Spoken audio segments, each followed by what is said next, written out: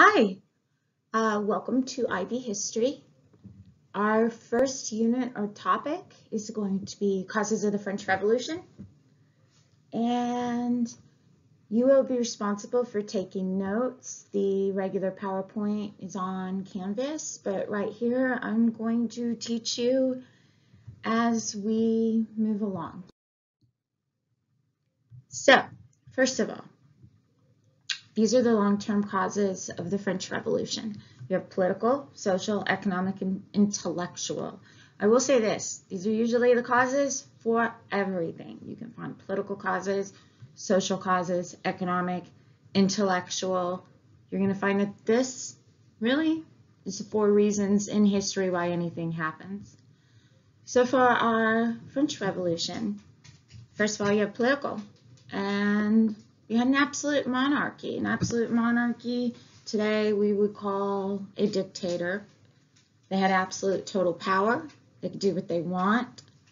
The country belonged to one person, and this person was generally the firstborn son of the last ruler, or as in France, if you didn't have a firstborn son, it went to your next son closest into your family. And so that didn't matter. I mean, if that eldest son was a blithering idiot, didn't matter. He got to be king. And that actually, that was the case most of the times. They were kind of inbred and blithering idiots. Anyways, you also get the growth of the middle class. This has always been a very important thing. As wealth began to be redistributed and the middle class grew, the government didn't change. They kept taxing. They still had these feudal dues that went back to the Middle Ages. You had this also very, very large peasant class that experienced increasing poverty. Economic-wise, you had a lot of bad governments, like I said, the king was not dependent on merit. It was based on whether you were born or not, and in what order you were born. And you had a lot of kings that, especially in France in the 1700s, spent a lot of money on their mistresses rather than ruling. And then they would just hire these ministers, and these ministers would rule government, and war after war after war. You just have hey everyone. You have growing government debt. There's an attempt to tax the nobles. That gets them mad, and the tax burden is now on the majority of the people who are very poor. And then you have all this intellectual movements from the Enlightenment, growth of new ideas, influence of the American Revolution, so forth and so on. And that's leading, and then you have growing literacy, which is leading to more and more people thinking, you know what, just because you were born does not mean that you have the right to rule. So here are just a few of the political factors of absolutism. Our last king of France is going to be Louis XVI. He was a well-intentioned man. He wasn't quite like his grandfather, who spent a lot of money on a lot of women. But Louis XVI's problem was a problem we see quite often, and that is he was too nice. He was too good. He was too sweet. He was too nice. He would have made a wonderful monk, not such a good king. He's also very privileged. I mean, most kings were worshipped in such a way that they had no idea what it was like to do anything other than have people fawn all over them.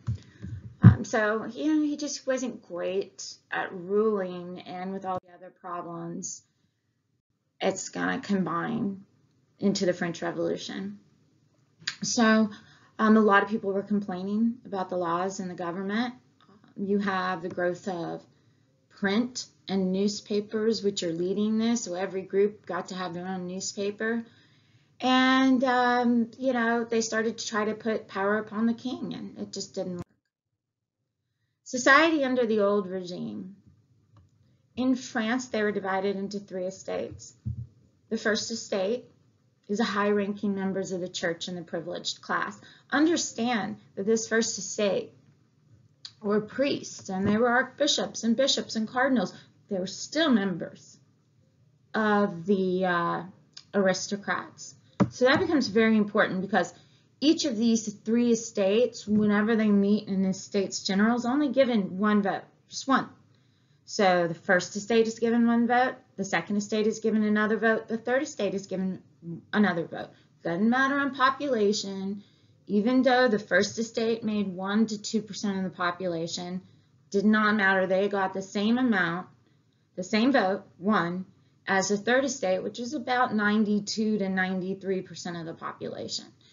Okay, so you have the first estate, priests, privileged class. Second estate is the nobility, privileged class. They made up about 3% of the population. So understand, though, both the first and the second estate came from the nobility. As I said before, in France, the eldest son inherited. The second son either went into the military or the priesthood. Those were your choices. That was it. And so a lot of those second son, third sons, so forth and so on would join the church and still be privileged. Okay, and then you have the third estate, which is everyone else. It's peasants, country, wealthy, bourgeoisie, you get merchants in the cities, very wealthy peasants in some cases, but they had no rights and most of the taxes were on them. And again, each of these are given 3 votes. So you can almost see what's going to happen. They go into an estates general. An issue is like, let's tax the nobility. And the first estate and the second estate both vote no because they're both privileged class. And then the third estate loses every time. And that's one of the big problems with France at this time. So although they have a parliament, it's called an estates general. It meets to determine taxes, all kinds of things. The third estate is never going to win in this. They're never going to be able to outvote the first and the second estate. Here's a quick chart that just kind of gives you an idea of the first, second, and third estate. Again, you can go back and take this down. Charts are a really good way to remember everything. I've already gone over this, but again, each estate got 1 vote. And so, as always, the third estate is going to be left out. And by the time you get to 1789, the third estate is just over it. They're done. And so when an estates general is called, the third estate is going to not participate in it. And that's just what is going to change everything. And actually, some members of the first and the second estate will leave because of that intellectual reasons. A lot of them were wealthy. They were landowners. They were old nobles. But they were also reading Voltaire and Benjamin Franklin and Jefferson, and they're reading all of these enlightened authors. Some of them even had fought in the American Revolution, and they come back and they're like, what, this isn't fair, and they join the third estate. And if it's not for those clergy and nobles leaving their own estate and joining the third one, that's one of the main immediate causes of the French Revolution. And this is a political cartoon. And it says, what does this political cartoon say about conditions in France under the old regime? It's a little awkward, but here's the first estate right here. And, here's the, first estate, here's the second estate, both of them riding the third estate, which is the guy down here. Notice he's in chains. Social factors, again, you get the rise of the bourgeoisie. Some members shared a similar lifestyle than nobles. They certainly made more money. They were certainly more educated. Some of them began to think, what's the point here? Why do you have more rights than I do? Social factors, again, the growing burden of feudal debts. These debts went all the way back to the Middle Ages. And again, this is a common problem with governments. As a government, you need to modernize with the time. If you fail to modernize with the time, you will decline. You will have many, many reasons for your people to be unhappy. I'm not talking about the United States right now. Social factors, again, increasing poverty. You can see this. You get bad harvests a couple years before 1789. The price of bread shoots up. That was the primary food that peasants ate. They didn't get to eat meat and all kinds of fancy foods with creams and yummy stuff like that. They got bread and gruel. And now you can't even afford to buy the cheap food that you need. That was a major issue. And understand, I'm going to make this point many, many times throughout this next 2 years, that people will put up with a lot. They will put up with incompetence. They will put up with a lot of things from their governments, just to kind of keep the status quo. You know, you're used to your government working this way, so you're just going to put up with it until you can't feed your family.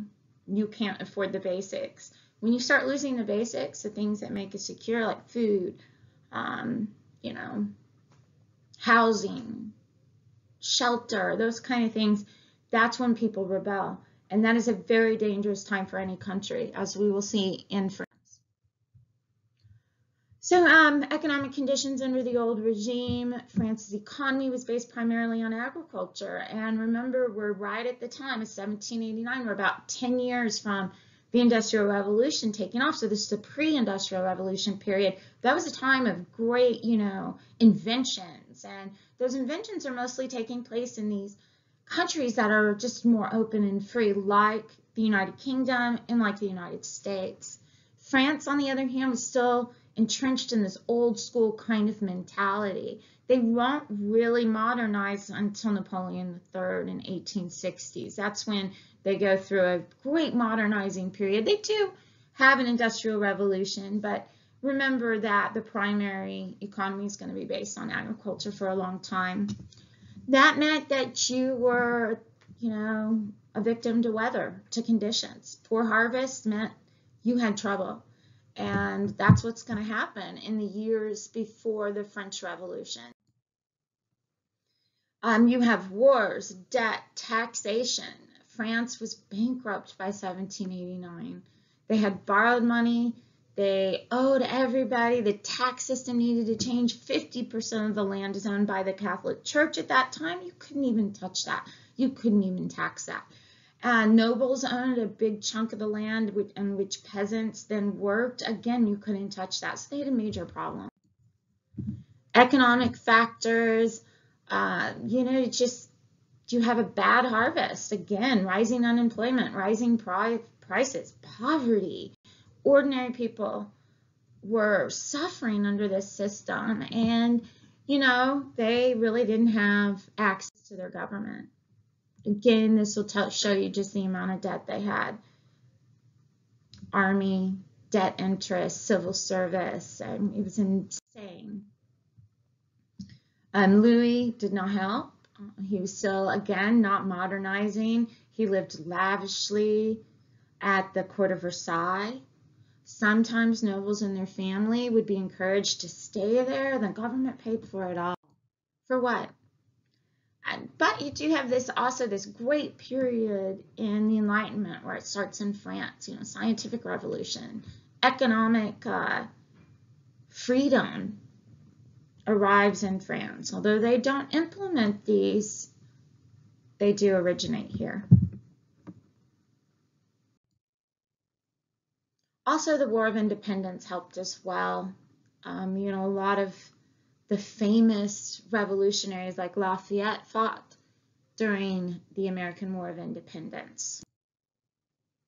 Here's a picture of Marie Antoinette. Honestly, I'm going to have a little moment with you guys on Marie Antoinette. Let's talk about her for a minute, because she's one of those people in history that is very famous. And, you know, women in history, I'm just going to take a minute to sigh. You know, they say that only bad women make history, and for a certain way that's true. I mean, rebels make history, that kind of thing. So women are often put in these roles. Marie Antoinette hated in her own time. And in fact, the parallel between her and Hillary Clinton is undeniable. The fact is that people didn't like them. And maybe it had something to do with the fact that let's talk about Marie Antoinette now, the fact that she was Austrian, and in France, Austria, that's their enemy, man. And so here's this bride from Austria. She's a Habsburg, by the way. Woo. I haven't gotten too much into the Habsburgs now, but this is a good time for you to pause the video, go to Wikipedia, and look up the Habsburgs for a minute. Wow. Let me just say about the Habsburgs is the rule in their family was the best spouse for a Habsburg was another Habsburg. In this case, Marie Antoinette was one of many, many children. Okay, she's the daughter of the empress who ruled in her own right of Austria, Maria Theresa. So she's the youngest daughter. She's been spoiled her whole life. She was really never brought to rule. Okay, so when we look at the history of monarchy, we see some queens have weak husbands. Marie Antoinette had a weak husband, and they become stronger. I mean, one of my favorite examples of this is a woman named Margaret of Anjou.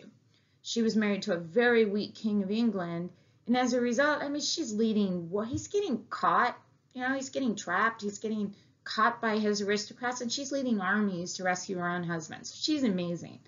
Marie Antoinette was not like that.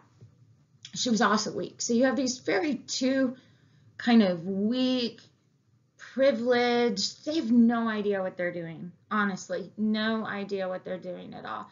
And as a result, the people just hated her. They really, really hated her.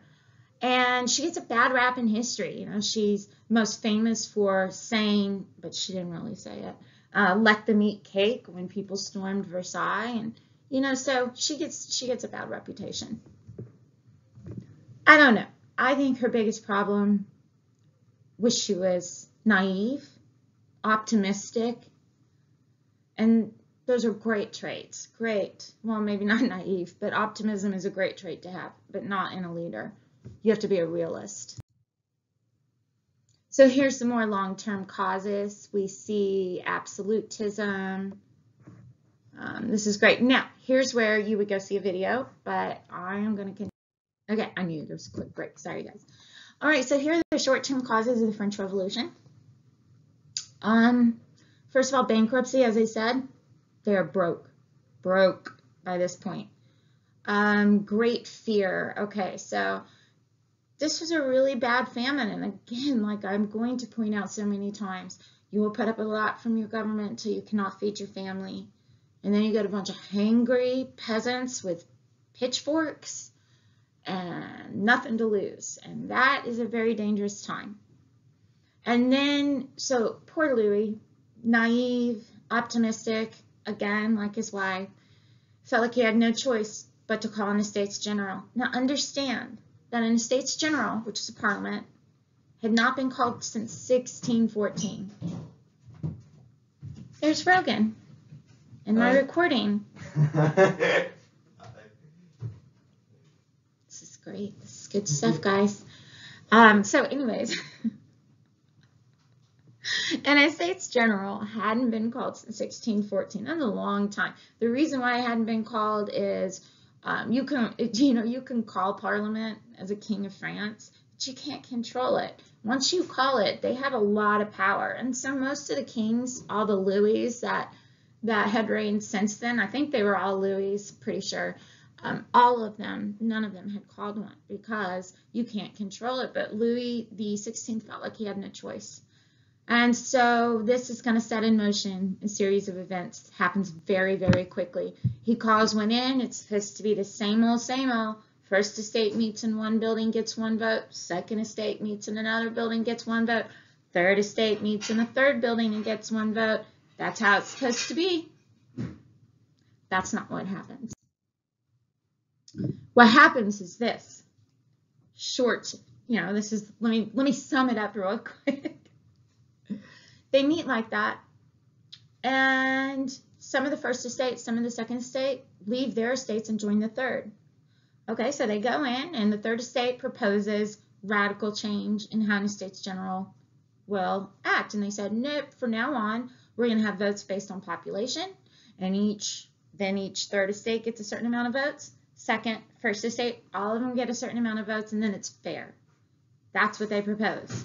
That is absolutely not what any of the conservatives, anybody in the king's, circle wants to support.